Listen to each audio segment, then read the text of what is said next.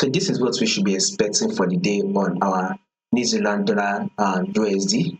So let's so to those of you that are yet to subscribe to the channel, be it you are new and you've not yet subscribed, make sure you do also click on the subscribe button, like, share, make your comments, and also make sure you follow the Telegram channel so that once we drop 1 or 2 updates, you will not miss out on any single update.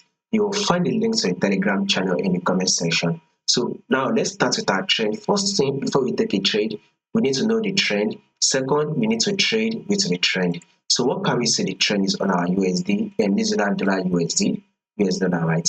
We can clearly see that this trend is in an uptrend move, right? Previously, this was a previous trend, and the previous trend was a downtrend move. It was literally trending downward previously. Right now, market has now changed its trend, and we are now trending to the upside. So you can now see that we are now in an uptrend move. Now, this is the movement right here.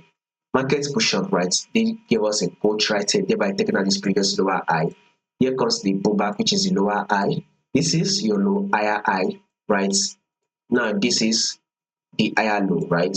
Now, with this movement, market is now pushing up to come to our equal high, and we will be expecting to continue that movement till it is able to form a new higher high. So now, this is for those that is not yet in the buy on USD and New Zealand dollar USD.